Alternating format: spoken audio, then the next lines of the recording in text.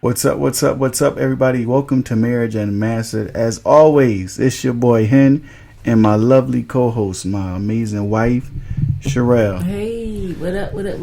Talk to the people. How y'all doing out there? We are glad to be back on another Monday. So we're just gonna put this disclaimer out here. So what's this topic? First, let's do the topic, and then we're gonna drop this disclaimer. The topic is called "This is Rough." No, that's not the topic. What is it? This has been rough. Yeah. This has been rough. This has been rough is our topic. All right, so let me just drop this disclaimer. So this topic is about all the things we've been going through and all the things we have coming up, and we're talking about these things to let y'all know why we have not been able to get back on video and why we probably will not be back on video until about like another month or something? I say like October, November. Ooh. I mean, because, all right, so we just about to do it. We just about to tell them. No, we are not. We got to. No, not yet. We got to do something. We got a lot going on, y'all. A lot going on. And bottom line is, like, between personal, like, professionally, emotionally, physically, health-wise, like, major things we've been dealing with in our family and our life. But we do not want to lose momentum on the podcast. Absolutely. Like, first of all, this is one of our top priorities. We really are committed to this. And, you know, I think that we jumped into this year and we had a lot of goals. And I think we've been able to accomplish a lot of those goals, which I'm very proud of. But I think we didn't really know what was coming for us personally. So I think that kind of put us now where we're like, okay, we got to kind of pivot. You know, we have to really pivot and still maintain what we've been able to build with the podcast. Keep consistent, make sure we keep putting out episodes, and, you know, keep being honest with y'all about what's going on and the things that happen in a marriage and being business partners and having to be able to continue and just maybe pivot, make adjustments. From lovers to friends to business partners to all the above. It is very, I almost said traumatic. It is. That's not the word I want to use. Don't look at me like that. Nah. It's very, like, tiresome. It could be overwhelming. Keep it real. That's the word. Overwhelming. Like, for one, and it's overwhelming in a good way, right? Because I think that things that are happening, God is blessing us in such a way where it's overwhelming, and then things are happening that we're not prepared for that are overwhelming. So it's like you blessed 100%, but at the same time you're going through something 100%. It's like, dang, I'm overwhelmed in both aspects. But I still keep my faith in God for what He's doing. Yeah, that make any sense? Yeah, definitely. And I think that, you know, on top of that, right, of course, keeping God at our center, it's like life is just life is just life, right? So we just had to, like, I feel like we did this year, right? This is what we did. We did a vision board this year, Henry and I. And I think we actually even did a podcast on a vision board, right? So check that out. But we did a vision board, and yo, it's funny because I was looking at it the other day. We got like 30 things on this board. And we've been able to accomplish a couple, but I'm like, yo, why couldn't we have just done like 3 apiece?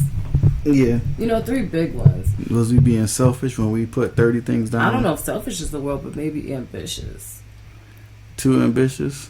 Maybe it wasn't too ambitious, just ambitious. And I don't think there's anything wrong with it. I agree. You got to have a goal and something to press towards. But we had a lot of goals. Yeah. Were we ready for that? I think that we were just being ambitious. Yeah. Because when I look back at it, I'm like, yo, bro, that's a lot of things. And I feel like we came off strong, though. We hit the ground. Absolutely. We hit the ground, and that's why we were able to knock as many of them off as possible. But It's kind of, you know what it is? I think we didn't weigh the big ones. Mm. You know what I'm saying? So, like, the little ones we was able to kind of like chip away, and then the big ones came, and we didn't realize how much capacity it would take to get, like, we would have to pause all the other things to be able to put the energy into the big ones. So I'm going to change the topic, right? Okay. The topic should be, how much do your goals weigh? Oh, that's good. How much capacity do I have? Right? How much can you take? I use capacity a lot. I'll be talking to Henry. Like, how many times I'm like, Henry, I'm at capacity. Like, too much. Well, I'm being honest. And, like, so I really kind of adopted that from work. Because, you know, at work, you got to tell your boss, like, okay, this is how much capacity I have to take on another project or whatever.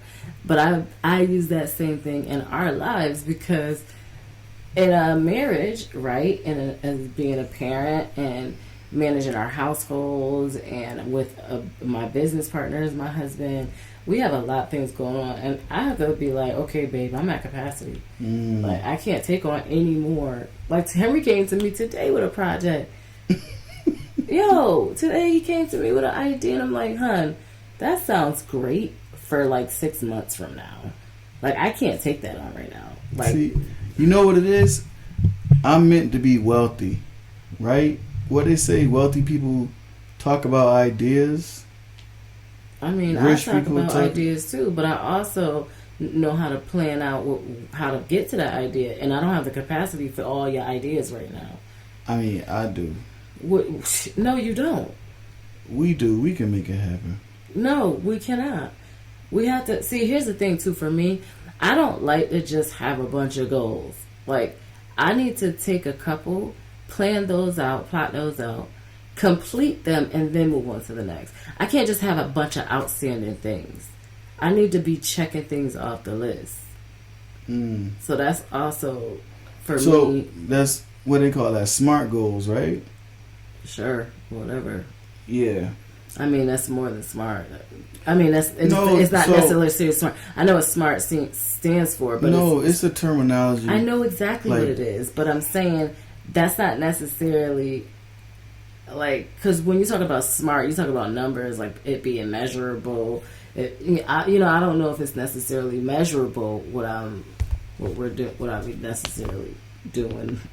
No, that I'm saying smart goals, like you got a goal you got in mind, and your smart goals is like the small goals to get towards your big goal. But that's not, so you're confusing me, because smart goals is actually a term, and it's an actual acronym that means, I don't remember what the S stands for. You're about to make me look it up, but it's something measurable, attainable, let me just look it up, because I don't remember off the top of my head. So when you're saying smart goals, what most people will probably think you're talking about. Smart goals. For y'all that don't know, maybe this is your first time listening to a podcast, I like to make sure I know what I'm talking about. And I do know that. No. So if I'll stop and that's not it. Look it up. Shireal says she's always right. So no, I'm not. But sometimes I have to look things up. Here it is. So even if you think she's wrong, so SMART goals means specific, measurable, achievable, relevant, and time-based. That's what SMART goals mean. So when you say to me, I have SMART goals, yes, I do, but I'm not necessarily talking about my SMART goals, because it's not necessarily measurable. They are, however, specific, achievable, relevant, and time-based. But measurable kind of brings it to a different component to it. Okay. All right, we're off on a tangent. I don't want to go down that rabbit hole. The point is, my husband has a lot of ideas, and I think they're great. And honestly, I think we will at some point be able to do them. I just think we have to put timelines on it. Like, when can we do this one? Just kind of grid them out. I agree with that. I agree wholeheartedly. But even look at the podcast. So when Henry came to me with the vision he had for the podcast, it was obviously, it's a great idea, right? But when he came to me, it's just how our brains work. Henry has these great, grandiose ideas, right? And then I listen and I'm like, okay, how can we make that a reality? So I like to plan. So I'm like, okay, let's write this down. Let's figure it out. How are we going to do this? And it took us a while to really get our groove with it, right? So like maybe about a year and a half into like trial and error and trying to figure it out to where we was just like, you know, we're just going to be consistent. We're just going to post.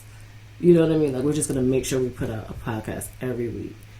So I think that, you know, that's when it can become like measurable. You know, now that we've kind of put it out, we're kind of figured out our flow. Yeah, but I think that first year we decided to be consistent. We was like, all right, we're gonna get our like topics for the year or for however long, and then like have open spaces for the mini series that we do, and it was really beneficial for the podcast. Like, cause we were able to. One thing I recognize is that it's like taping a TV show, right? A sitcom. They say it takes like 2 weeks to tape a 25-minute show, episode or whatever.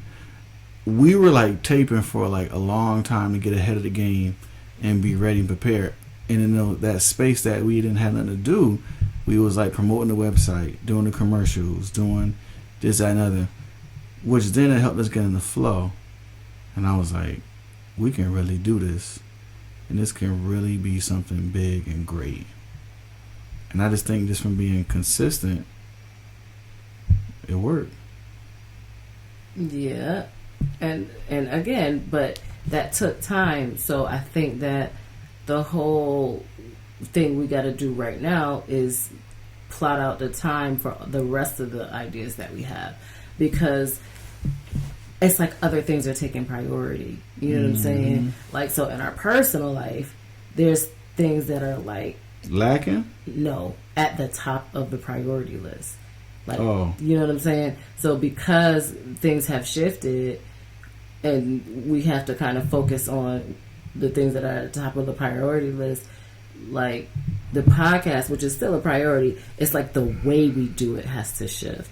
Which is so all of this has been to say why we are not doing video right now. That was the point of that, all that tangent for the last 12 minutes really is because we had to shift things up a little bit and just being realistic in order for us to remain consistent, we just had to just shift it a little bit for right now. And to be quite honest with y'all, forgive us for like the double talk. We're sitting on some information that we are not releasing just yet, but it's definitely coming. Believe you me, it's on the way. But some of the things that we've already discussed that you do know about when we're talking about priority shifting is like my health. So there's been things that I've been dealing with my health, you know, going back and forth to the doctor. Like you don't plan those things, right? And that's what we mean by like life be life. So when you don't anticipate something like that, that's going to take top priority no matter what you got going on. You got to figure out what's going on with your health. So that definitely hit the top of the list without us ever thinking that was going to be something that we would have to, you know, add into our daily schedules. And so that's one of the things for sure that, you know, kind of set us back. I don't want to use the word set back, but it altered our direction. It altered the way that we're doing things right now. Absolutely. Sure. Absolutely. That was, in itself, that was tough. You know what I mean? Going in and out of the hospital, dealing with that, and the kids. And we're still dealing with it. Yeah, you know, that's like true. It's not like it's. Thank God it's gotten a little bit better, but it's still something that, you know, we're dealing with. So it definitely just altered how we were doing things for a minute. And I think that, and you know, going back to God being our center, you know, maybe God just had to slow us down to figure out the things that, you know, that we're already have planned. Yeah, God will always slow you down. When I lived in the great state of Florida, I got a story. Oh, God. So one thing about me, y'all, I always got a story. I got something in the archives.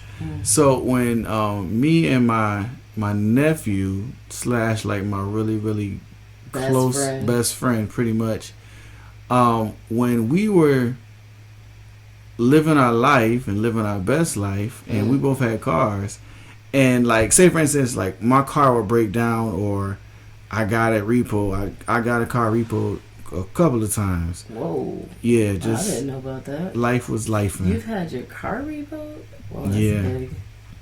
Why did I know about that? Trying to be an adult, but not really learning how to adult the right way. Oh. But anyway, so like if that happened, the car repo, or if the car was like broken down and needed to get some repairs, and so I had started to saying, I would tell him, I said, yo, you know what? I said, God doesn't want to slow you down. You had too much gas, like on your chest. Mm. And we will always say that to each other, like as an encouragement, like, yeah, God just want to slow you down, make you recalibrate and think real quick. Mm. And so, like, it was funny as heck, but it was so true. Mm-hmm. And that's how it was. So like when you said God had to slow us down and slow you down, like that's what it be. Mm-hmm. Like he decided, like he would strip us of stuff, and so we could just sit there and think, like, Mm-hmm. all right, let me slow it down and get it together. Mm-hmm. Let me refocus. Yeah. Make sure I'm doing the things that I'm not only that I'm supposed to be doing, but the way I'm supposed to do things. Exactly. Mm. And like you also say this that I definitely believe God does to me is keep you humble. Right? Like, yeah. Because I feel like I could get some gas in my chest, and God gotta kind of be like, nah, sis, it ain't you. It ain't you, you know, and He will always kind of bring me back down to reality. And so I feel like I don't feel like I was feeling that way recently, however, but I definitely feel like He had to put the brakes on for a minute. Yeah. So we could kind of refocus and look at, rearrange our priorities. Mm-hmm. Mm-hmm. Zach, it's funny how you said keep you humble. Yeah. Yeah. God got a way of shushing you. But, so, what's the topic again? I don't even know what the topic is. We got a couple out there. But this is rough. This has been rough. So, let me just explain this. So, right now, what we're dealing with, right? Obviously, we've been very transparent about the health issues, right? I'm actually going to explain that a little more because I feel like we've been talking about it, but not really saying what it was. And I'm okay now to talk about what it was. Okay. So I'm about to just say this. So about a month ago, I started getting these headaches. And I mean like debilitating headaches. Like can't lift my head up. Or like can't put my head down. Like had to sit in a certain way just to keep the pain at bay. And it was to the point sometimes where I felt like literally like I'm being careful because not because I'm being cryptic, but because I'm very careful about the words that come out of my mouth. So like especially about my health and well-being. But these were just the most painful headaches I've ever had in my life, and it wasn't going away. So I had a headache for literally 30 days straight. Like it did not go away, and I have been back and forth to the hospital, like emergency rooms. Like there was no over-the-counter medication that was helping it, and at the time, it was right. They really started right when we, if you listen to us, we had taken a trip, and right when we got back from our trip, there was a series of things that was happening in our life, personally and professionally. Like so, at my job, I have a very, very stressful job. Very high demand. So it's our busy season. So it was right at the height of our busy season. We had just stumbled on some information in our personal life that was very stress induced, and that brought on a lot of obstacles that we had to like start to kind of find our way through. And then just like the kids and the house and everything. And I really do believe the headaches have been stress induced, but when it started, I didn't know, and I still honestly don't know. I'm actually going to the doctor this week to hopefully they'll have some more answers for me. So I'm talking like literally been in and out the hospital, like CAT scans, MRI, like really trying to figure out what's been going on with me. And it's been the most scary thing too. Mm-hmm. Like, I don't know if anybody out there listening has ever experienced like headaches that don't go away, but it's scary. Like, literally praying to God, like for your life, because you don't know what's going on with your head. You know, like, it has been a very, very emotional time. You know, it's been very, very reflective. Like, I feel like I'm looking at everything I'm doing. You know, things I'm doing with my health. You know, the way I'm dealing with my family. Like, every single thing, I'm just being like, just looking at how could I do better. You're cautious. Very cautious, you know, and asking God, like, are you trying to show me something? Is there something you're trying to tell me? Like, what do you want me to get out of this experience? So it's been It's been rough. It's been rough. It's been rough, and that's one. And again, so that has shifted, you know, how we are doing our business. You know, because we have also in the midst of this, so there were all these things, these blessings that were happening, right? And I think we talked about this too, like God giving you so many blessings that you can't even like handle it. And that was happening. It was like all these blessings were like just almost drowning us, like these unbelievable things. And as Christians, we really shouldn't even be saying they're unbelievable, but it's like, you ask God for something, you don't expect it to be answered in the way that He does, and it's almost like you don't even have the capacity for how He just like unloads the blessings. You know what? It's like a marriage. When you see that bride or that groom coming down the aisle, you're so overwhelmed with joyful emotions, they start pouring out through your eyes, and it's like you can't contain it. You know what I'm saying? And it's like when you get indwelled with the Holy Spirit, like, it's thing that's uncontrollable. You can't contain that power, that greatness. And when God continues to bless us and bless you out there, whoever's listening, you know, just be ready to be uncontrolled with those overwhelming blessings, because it's gonna happen. I think you just nailed it though. Like, that was a big thing for me, giving up control. Cause that is for me, like, especially when we got big things happening, I like to plan it, right? Like you heard the whole time I've been saying, plan it, write it down, be in control of every little step. But this is the time where I literally had to give up control. Like, really just say, okay, God, it's in your hands, do your thing. Like, I'm not even about to try to mess with it, because when I did, I couldn't even lift my head up off the pillow. You know what I mean? It's not, I don't have the capacity to control what's happening. Wow. Yeah. I think about like when God used Paul, but when He first converted him from being Saul, and He caused him to be blind for like 3 days. So think about it. Like, Saul had all his power and he had all his control, killing Christians and killing people, and who was like a powerful ranking like general, soldier, person with authority, and for that to be taken away from him, and he like, now he has to be fully dependent on God. And it's like, when that control is taken away from us, God is showing like, hey, like, I need you to be dependent on me, because where you're going, what this love I want to bring to you, you can't control anything. You got to depend on everything. You know, now it's that dependable stage. But I also think it makes us better witnesses, right? I agree. Right? So, like, our testimony is crazy, because honestly, like, when God wants you to know it's Him, He strips away any residue of you. So, like, there's nothing, no credit I can take for what's happening right now.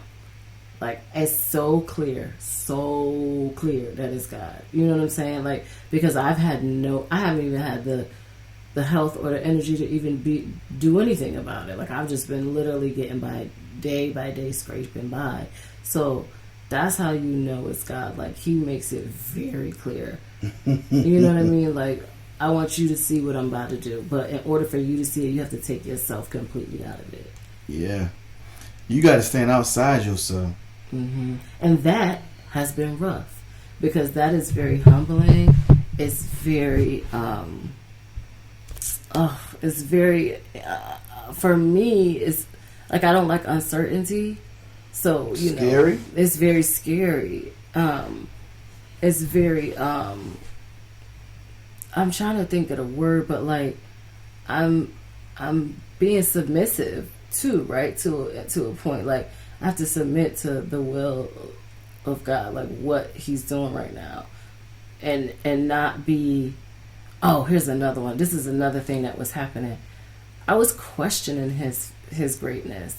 So so when all these things were happening, I was like, is this God? Like, or I was almost testing Him, like, if it's you, God, then do this, you know, like, if it's you, you know, doing that little smart mouth thing, or, you know, or saying, He was acting like Sarah, the Abraham wife.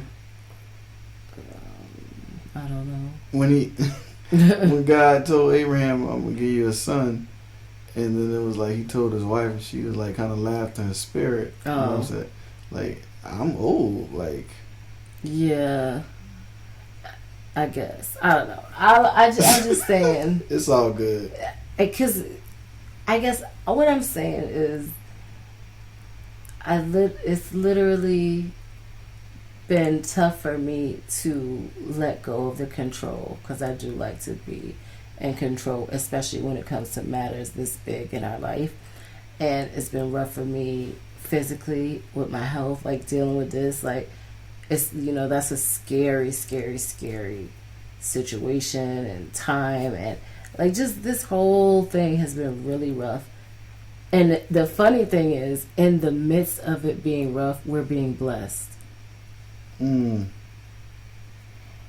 All the way, like, God does not release His hand from us. Right. He's showing us, like, come on, like, I'm still blessing you. I'm still show you how my power will work in your life. Like, just continue to trust and believe me. And that's the great benefit of being believers and believing in His word. Like, Him just showing up every day, showing like, hey, this is supposed to happen, y'all. It's not by chance. It ain't by luck. It ain't like, you know, this is preordained. You know, so just continue to trust. I think that's the big thing out of going through and saying this is rough, is still having trust. You know, and still being able to see and be grateful for the blessings, because I feel like I was being a little ungrateful. Like, and it's funny because one of the things, so our son, he always wants more. Like, we can't give him enough. Like, if I say, Jay, you can have 2 cookies, he goes, can I have 3? Like, he don't say thank you, mommy. Like, it's never like an immediate thank you. And I guess he gets that from me, because what the Lord is doing for us right now, I was like, is that enough? Is this what I wanted? Is this, like, wasn't I doing the J? Yeah. I was doing the J crazy. So it's almost like the Lord had to, like, how I do my son, like, put me on punishment. Like, go sit down on a couch for 5 minutes, you know, like. So it's I don't know, it's just been, it's been a crazy time, y'all. Crazy time. Wow. Crazy. So yeah, I hope that this has been somewhat enlightening into what's going on. Again, we can't tell y'all every single thing just yet, but you see, as it's working itself out, we are releasing more and more. So stick around, you know. In your marriage, stick around and be there with your partner, your spouse. Be present and go through it together. Yes, because when I tell you, my husband has been cream of the crop. It just makes me love you more. I appreciate it. It really does, and it makes me appreciate this life that we have together, and just how right we are for each other, and how I just want to be better. This experience has definitely made me really appreciate our partnership, our marriage, our family, our everything a lot more. Okay. So I thank you and I love you. Oh, you're welcome. You're welcome. So listen, we thank y'all for listening to us today, wherever you are. We appreciate you. Leave us a comment, shout us out. Any topics you want to hear, please send them to us. DM us, email them, text. It doesn't matter. Marriage Unmastered everywhere. All right, y'all. So thanks again for listening, and we will talk to you next week on Marriage Unmastered. Peace. Bye.